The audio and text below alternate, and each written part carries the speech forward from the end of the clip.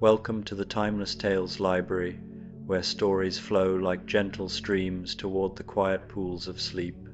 I'm Oliver, your evening storyteller, and tonight I'll be sharing a soothing tale to ease your mind and guide you gently towards sleep.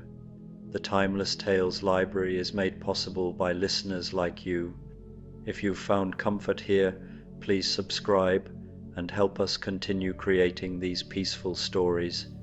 As you settle in, comment below and let me know where you are in the world tonight, and share a place you dream of, a story taking you to perhaps the spice markets of Marrakesh, a lighthouse on the Maine coast, the rice terraces of Bali, or a cozy bookshop in Edinburgh. Your ideas keep our little library glowing bright.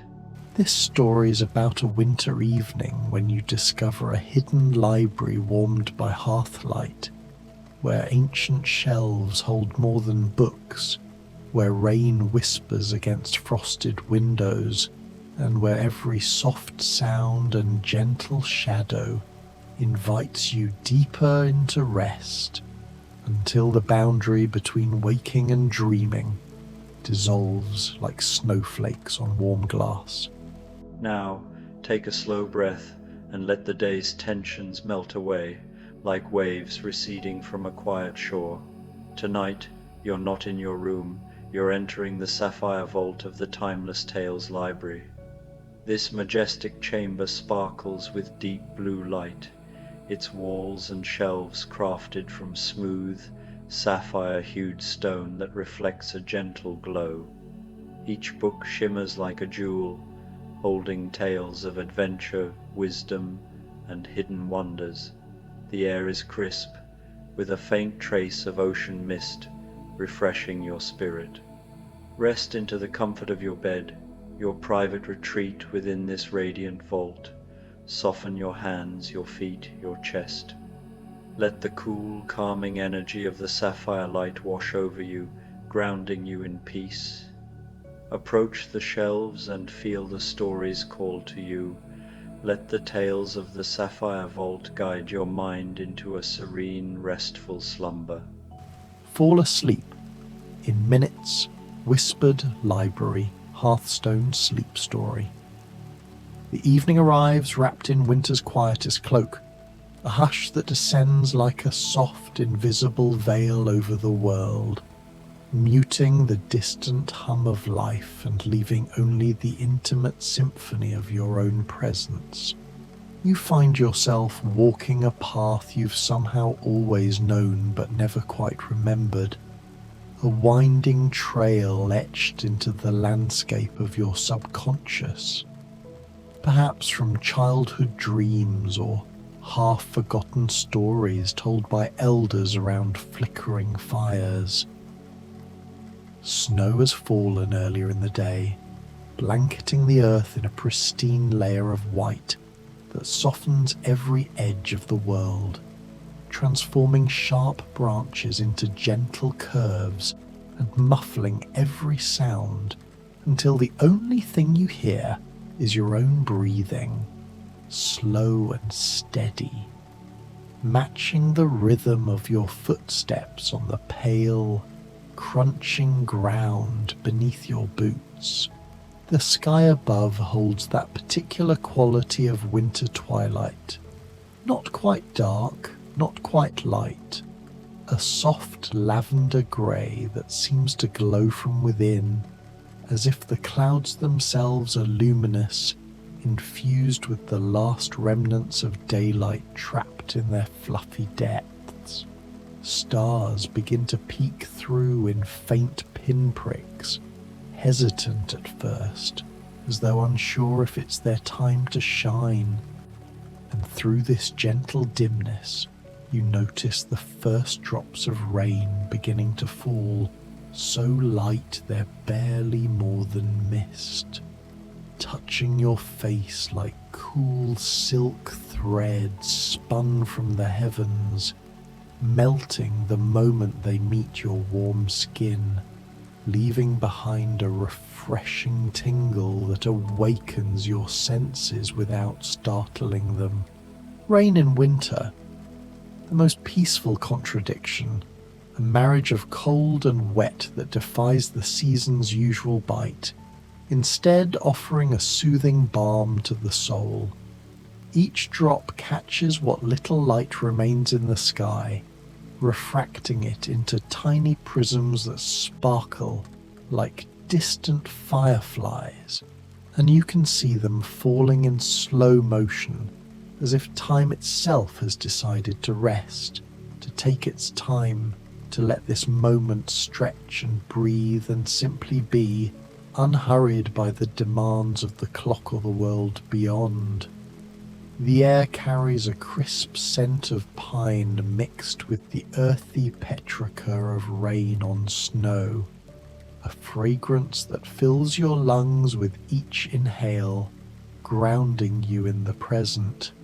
You follow the path as it curves between snow-dusted evergreens, their branches heavy and bowed under the weight of fresh powder, creating natural archways overhead that frame the sky like living cathedrals.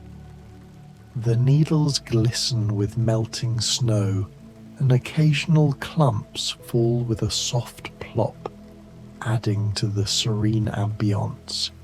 The rain grows slightly more present now, a gentle rhythm that taps against the pine needles, creating a susurrus, a whispering chorus that seems to come from everywhere and nowhere at once, enveloping you in its subtle melody. Your shoulders drop, releasing tension you hadn't realized you carried from the day's burdens. Your jaw loosens, allowing a sigh of relief to escape. Something in your chest that you didn't know was tight begins to unfurl, petal by petal, like a flower opening in reverse, folding inward toward rest, toward a profound inner calm that feels almost sacred. And then you see it, emerging from the misty veil ahead like a beacon in the gathering dusk. The library appears as if it has always been there, as if you've been walking toward it your entire life without knowing, a sanctuary hidden in plain sight, woven into the fabric of the forest. It rises from the winter landscape like a dream taking shape. Stone walls the colour of aged honey, weathered by centuries of seasons yet standing resolute, with the ivy creeping up in delicate patterns that add to its timeless charm. Tall windows glow with the warmest amber light you've ever seen, spilling out like liquid gold onto the snow, inviting you closer with their promise of solace. Smoke curls lazily from a chimney made of stacked field stones, dissolving into the rain-misted air above, carrying hints of cedar and oak that mingle with the falling precipitation. The rain falls more steadily now, but it's the kind of rain that makes you want to be inside, safe and warm, the kind that promises comfort rather than cold, a gentle patter that cleanses the air and nourishes the earth. You can hear it beginning to patter on the library's slate roof, tiles overlapping like scales on an ancient dragon, a rhythm so ancient and familiar it might be the first lullaby. The sound that existed before sound had a name, echoing through human history as a harbinger of renewal and repose. As you approach, the drops drum against fallen leaves scattered on the path, creating miniature puddles that reflect the glowing windows like tiny mirrors. Your hand finds the great wooden door, carved from oak with intricate knots that tell stories of the tree's long life, and even before you push it open, you can feel the warmth radiating through it. a subtle heat that chases away the chill from your fingertips. The brass handle is smooth and slightly warm in your palm, as if someone held it just moments before you, as if you're expected, welcomed, known, part of a lineage of wanderers who have sought this haven through the ages. It turns with effortless grace, well-oiled hinges betraying the care taken in its maintenance. The door opens with barely a whisper, a soft creak that blends seamlessly into the rain's cadence. Inside, the air embraces you immediately, not hot but perfectly, precisely warm. The kind of warmth that seeps into your bones and invites every muscle to soften, to let go, to trust that you can rest here completely, without reservation, shedding the armor of daily life. The scent reaches you next, old paper and leather bindings mingling with the crackle of wood smoke from the hearth, and something faintly sweet, perhaps honey or vanilla from a distant kitchen, or maybe just the smell of time itself, aged into something gentle, evocative of libraries in far-off memories or imagined worlds. It's a bouquet that evokes nostalgia, stirring emotions long dormant. The library stretches before you in a way that defies the modest exterior you saw from outside, an architectural marvel where space seems to expand infinitely, perhaps through clever design or the magic of perception. Shelves rise toward a ceiling lost in soft shadow, vaulted with exposed beams that speak of craftsmanship from eras past, filled with more books than you could count in a lifetime, their spines creating a tapestry of deep burgundies and forest greens, midnight blues and rich browns, accented by gold leaf that catches the light. The floor beneath your feet is smooth stone, polished by countless footsteps, covered here and there with rugs so thick and soft, woven in intricate patterns of swirling vines and celestial motifs that your footsteps make no sound at all, allowing you to move like a ghost in this realm of quietude. And everywhere the sound of rain, a persistent yet unobtrusive companion. It falls against the windows in waves, sometimes louder like a crescendo in a symphony, sometimes softer like a whisper in the night, but always present, always there, a companion, a comfort, a constant gentle reminder that the world outside is taking care of itself, that nothing requires your attention, that you're free to simply be here, in this moment, in this warmth, in this peace. The droplets trace paths down the glass, distorting the view of the darkening forest beyond, turning it into an abstract painting of greens and greys. Lanterns hang from wooden beams overhead, their light filtered through amber glass etched with faint designs of leaves and stars, casting everything in a golden glow that seems to pulse gently, slowly, like a heartbeat, like breathing, syncing with your own vital rhythms. The shadows they create are not dark but soft, full of depth and invitation, suggesting corners where you might curl up with a tome, alcoves where you might nest among cushions, places where rest is not just possible but inevitable, a foregone conclusion in this enchanted space. You move deeper into the library, and your body seems to know where to go, following a path between the shelves that feels worn smooth by centuries of seekers finding their way to the heart of this place. Philosophers, poets, dreamers who came before, leaving invisible imprints.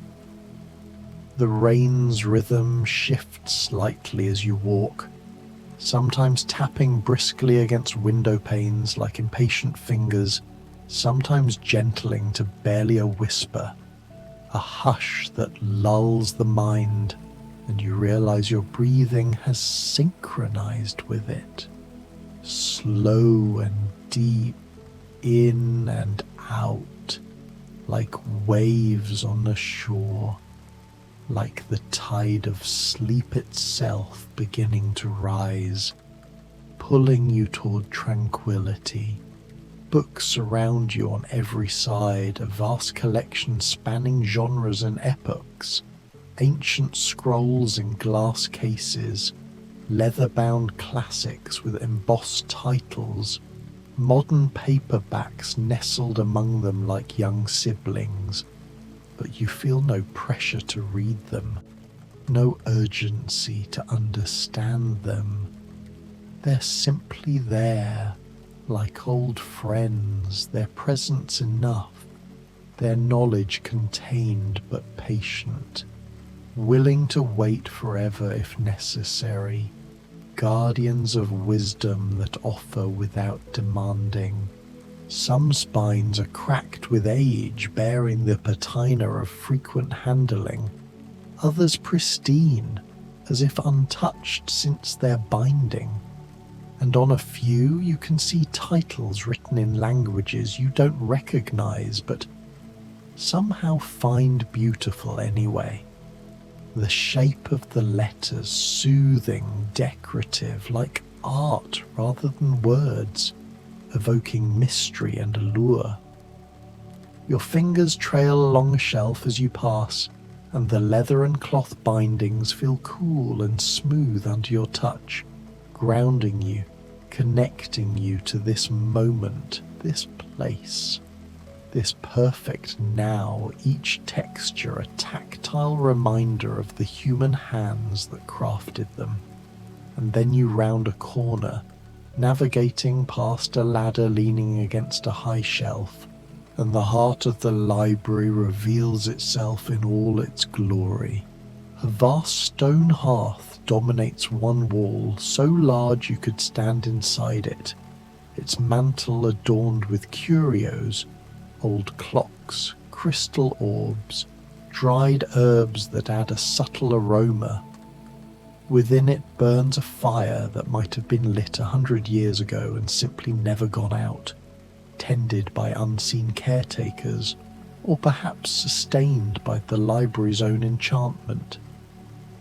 The flames move in slow motion, gold and orange and the deepest red, flickering with embers that pop occasionally like distant fireworks, casting dancing light across the space, illuminating motes of dust that float like tiny stars.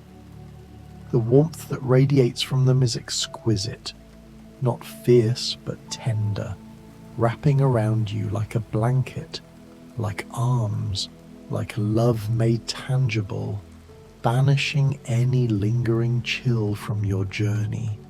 Before the hearth, arranged in a half circle that encourages communal yet private repose, are chairs and sofas such as you've never seen, deep cushioned, upholstered in fabrics that might be velvet or might be something softer still, perhaps a blend of silk and wool, in shades of wine and forest and storm cloud grey that harmonize with the room's palette.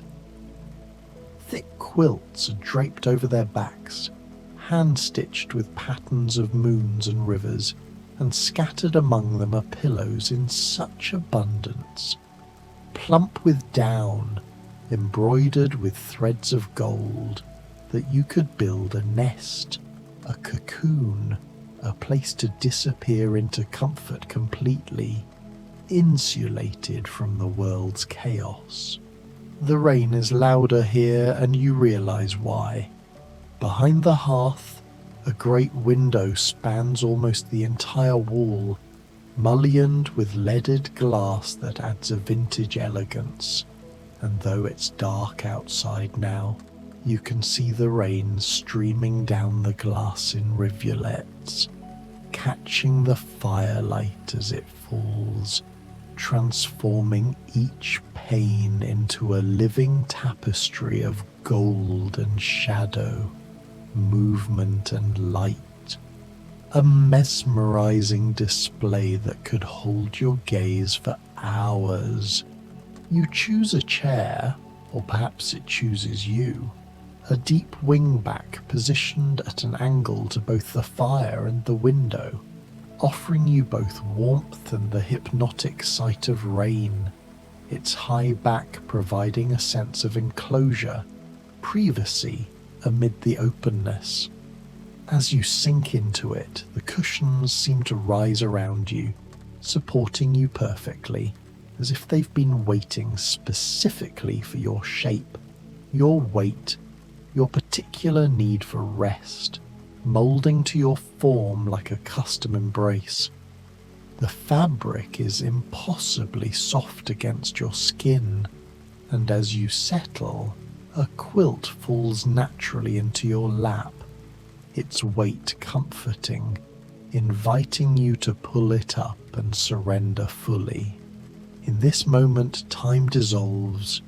The rain's steady drum becomes a meditative chant, the fire's crackle a gentle underscore, and the library's essence envelops you. You close your eyes briefly, inhaling deeply, feeling layers of fatigue peel away.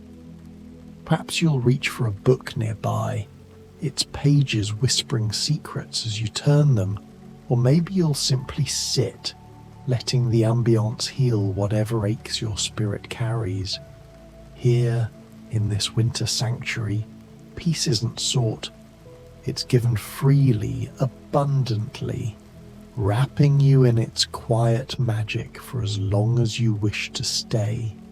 A small table stands beside the chair, low and round, made of dark walnut whose grain has been polished by countless sleeves and elbows over decades, perhaps centuries. Its surface bears the faint rings of old cups and the soft scratches of pens laid carelessly aside.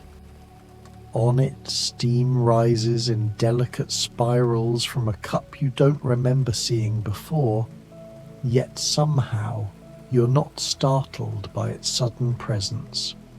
It feels inevitable, as though the library itself exhaled it into being the moment you settled.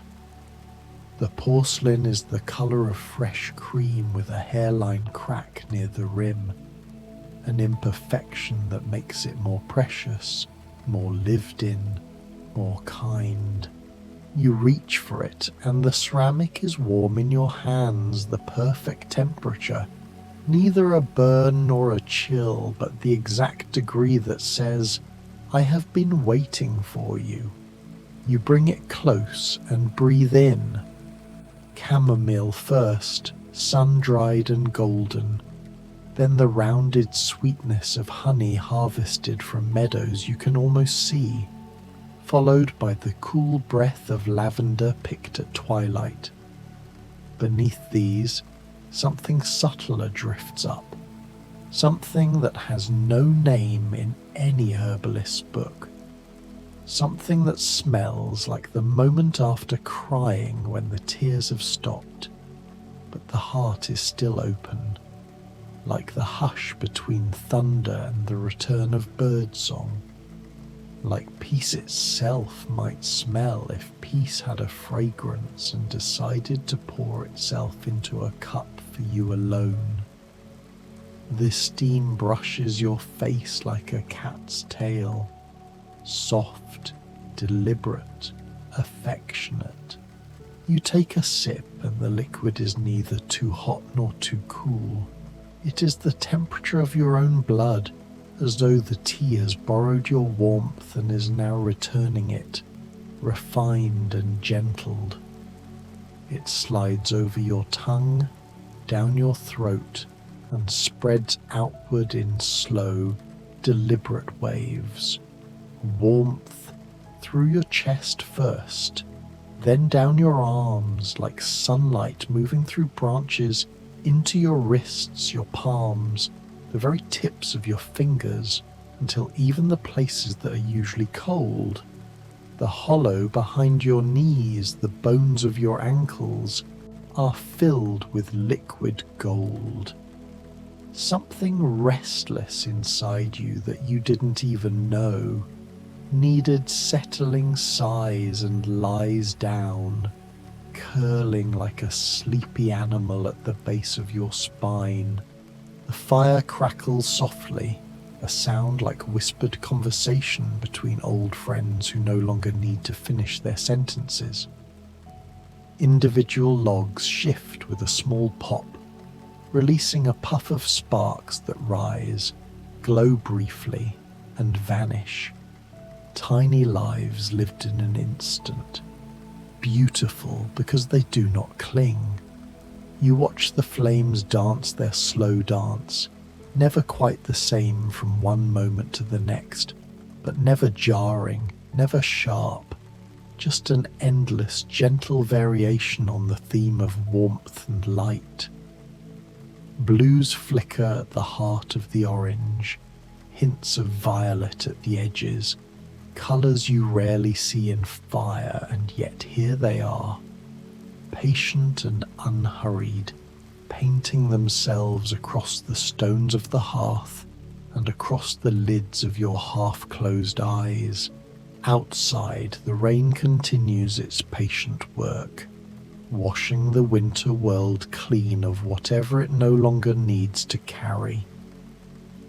You notice that sometimes individual drops catch the firelight in such a way that you can track their entire journey down the tall window, appearing at the top like a star being born, trembling for a moment on the sill of the pane, then beginning their descent. They gather other drops as they go, growing heavier, rounder, moving slower, tracing shining paths that twist and braid with the trails of those who fell before them, until they reach the bottom and disappear into the wooden frame, only to be replaced by another and another, in an endless procession that has no beginning and no end, just continuation, just being, just the way things are when there is nowhere to go and nothing to do but fall and be caught and vanish and begin again. You take another sip from your cup and you notice that the library has grown quieter, or perhaps you have simply settled more deeply into its quiet.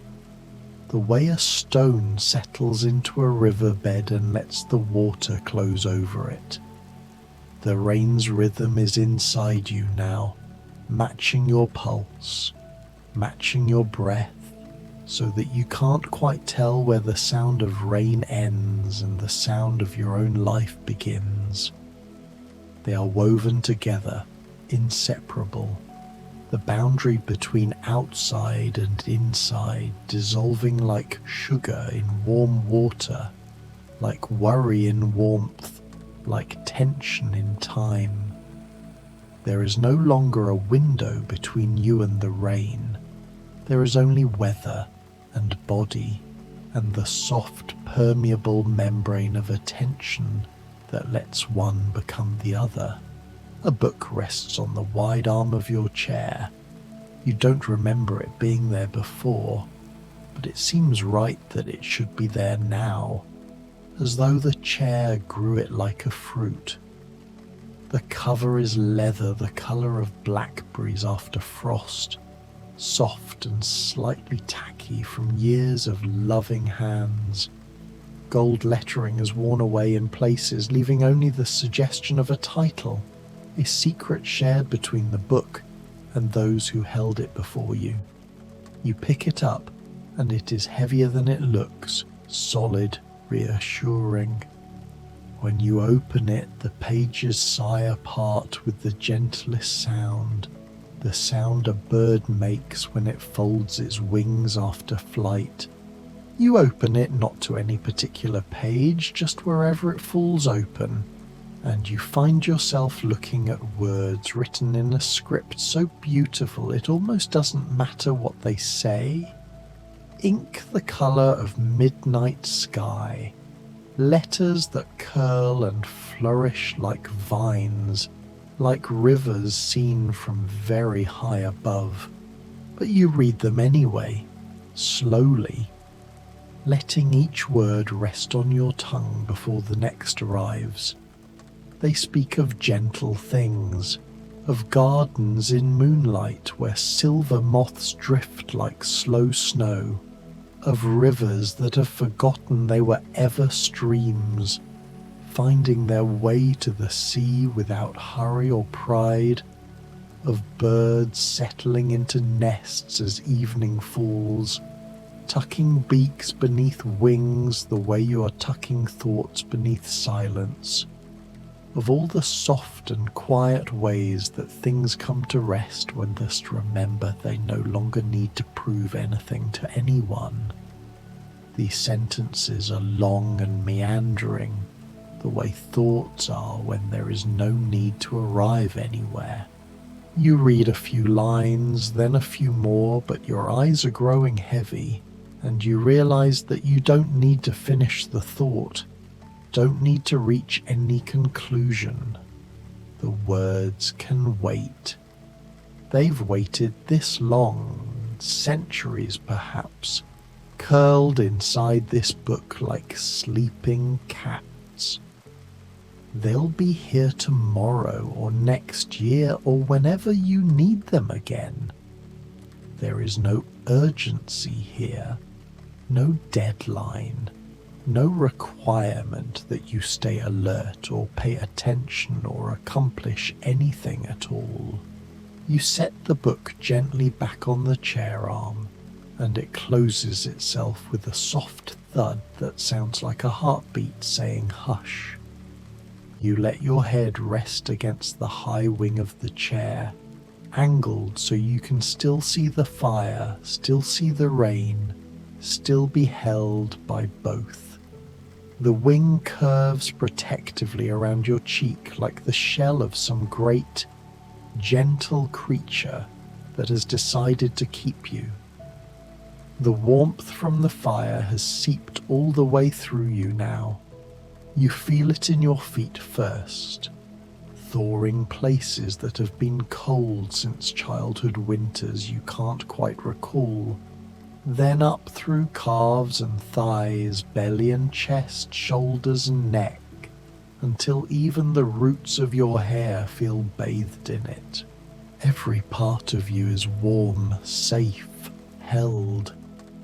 The chair seems to have moulded itself perfectly to your body over the course of this single evening, though perhaps it has been moulding itself to bodies like yours for hundreds of evenings, supporting the exact curve of your spine, cradling your head so that your neck forgets it, ever new tension. You realize you could sleep here, that sleeping here might be the most natural thing in the world, that perhaps this library exists specifically for this, not for reading or studying or seeking, but for resting, for letting go, for allowing the accumulated weight of days and months and years to finally be set down without ceremony, without guilt, without even the smallest apology. Outside, the rain shifts again, growing softer, more distant, as if it has finished its immediate work on this part of the forest, and is moving on to soothe other places that need its lullaby, its patience, its gentle insistence that all things come to rest eventually. that resistance is optional, that surrender is always available, always waiting with infinite courtesy. The fire has burned down slightly, the flames lower now, more ember than blaze, glowing with a deep and steady warmth that asks for nothing, that simply offers, that continues without effort or strain, the way breath continues even when we forget we are breathing, the way heartbeats continue long after we have stopped counting them. The logs have collapsed into a bed of ruby coals that pulse gently, in and out, like a heart that has decided to beat only for comfort tonight. Your eyelids are so heavy now, each blink lasts a little longer, and the darkness behind your eyes is not empty but full of warmth, full of quiet, full of the sense that you are exactly where you need to be, that this moment is complete, that nothing is missing, that you lack for nothing at all.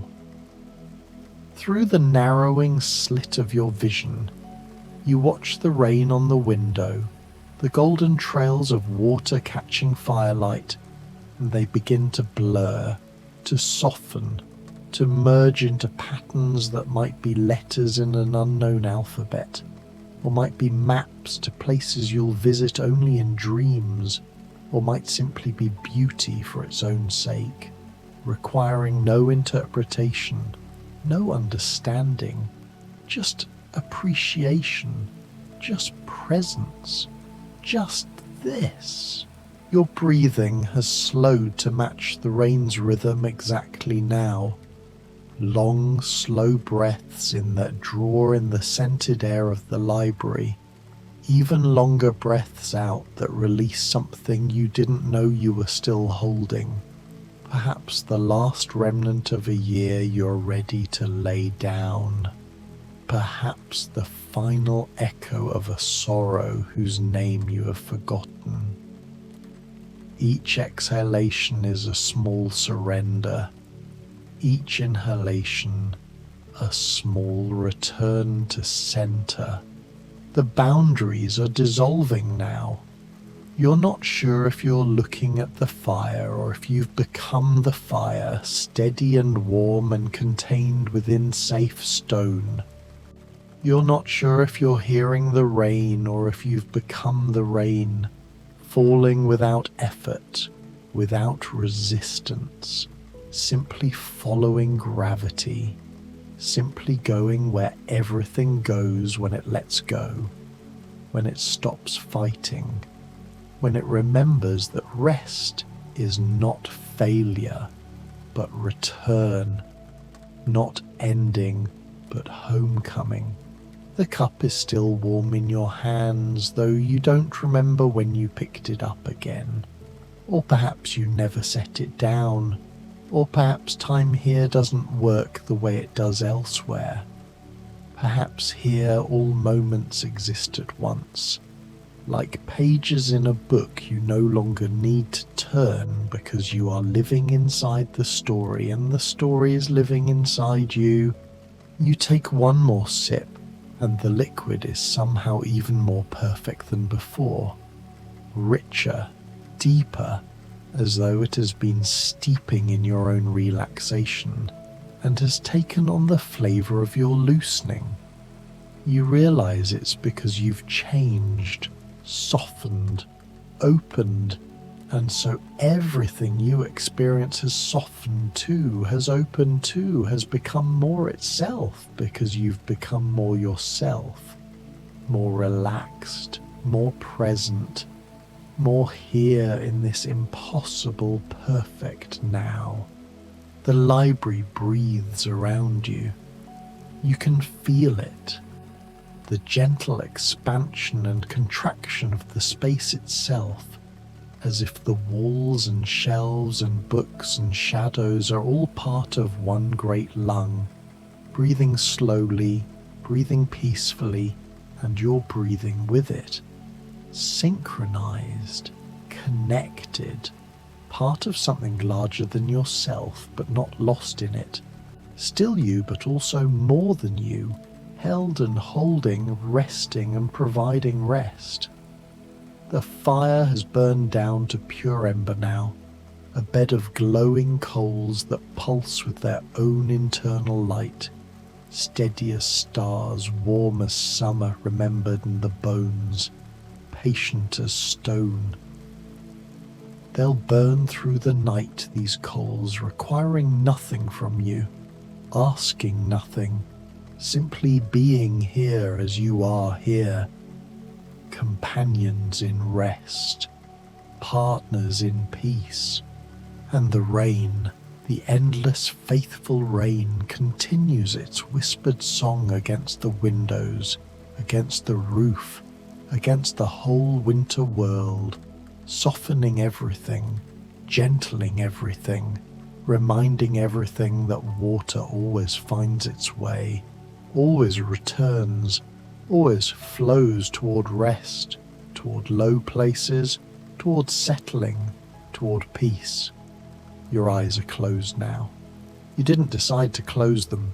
They closed themselves, naturally, easily, like flowers folding at dusk, like birds tucking heads beneath wings, like all things do when the day is done and darkness comes not as an enemy, but as a friend, as an invitation, as a soft voice saying yes, now, here, rest. But even with your eyes closed, you can still see the fires glow through your eyelids, a warm golden red that pulses gently with your heartbeat, with your breath, with the rain's rhythm, all merged now into one great slow tide of being, of existing without effort, of living without striving, of simply allowing yourself to be held by warmth and darkness and the eternal patient presence of this place. Somewhere in the library a clock might be ticking, but you can't hear it. Or perhaps there is no clock here. Perhaps time has decided to rest too, to take a break from its endless counting, its relentless forward march. Perhaps here, in this firelit haven, in this rain-wrapped sanctuary, time moves differently, or doesn't move at all, or moves only in circles, in spirals, in patterns that always return to this moment, this breath, this perfect surrender to rest. Your body has released completely now. Your muscles remember what it feels like to not be tense, to not be ready, to not be waiting for the next thing. Your jaw hangs loose. Your shoulders have dropped so far they might be touching the earth itself, though you're nestled deep in this chair, wrapped in quilt and cushion and centuries of accumulated kindness. The rain continues, softer now, or perhaps just more distant, as if you're moving away from it, or into it, or becoming it. No longer listening to rain, but being rain, falling without fear, without resistance, trusting that the ground will rise to meet you, that every falling is really a returning, that every letting go is really a coming home. You might be dreaming now, or you might be about to dream, or perhaps there's no difference anymore. Perhaps waking and sleeping have merged into this single, continuous state of peaceful awareness, of restful presence, of being here and being gone all at once, existing and dissolving, holding on and letting go until the boundaries mean nothing, until there are no boundaries, until there's only this, warmth, darkness, rain, breath, the fire's last whisper, the windows streaming gold, your heartbeat steady and slow, slower, slower still, until it's barely a flutter, barely a ripple on the surface of a deep, still pool whose depths hold every tired thing you ever carried and have now gently laid down. And the library holds you, has always held you, will always hold you, here in winter's gentlest hour, here where rain and warmth meet, here where sleep is not an escape but an arrival, not an ending but a beginning, not a departure but the deepest, truest, most complete coming home. The rain whispers your name, or perhaps that's just rain being rain, falling as it always falls, has always fallen, will always fall, patient and eternal and utterly, utterly peaceful. And you fall with it, gently, slowly, softly, into warmth, into darkness, into sleep, into dreams where libraries are infinite and hearths never grow cold, and rain falls forever against windows that reflect only peace, only rest, only the golden light of a fire that burns without consuming, that warms without demanding, that simply is as you are, as everything is, here in this moment that has no end, this breath that has no bottom, this falling that is really flying, this sleep that is really waking, this perfect, endless, rain-wrapped now. Rest now. The library will keep watch. The fire will stay warm. The rain will sing its lullaby. And you can finally let go and sleep.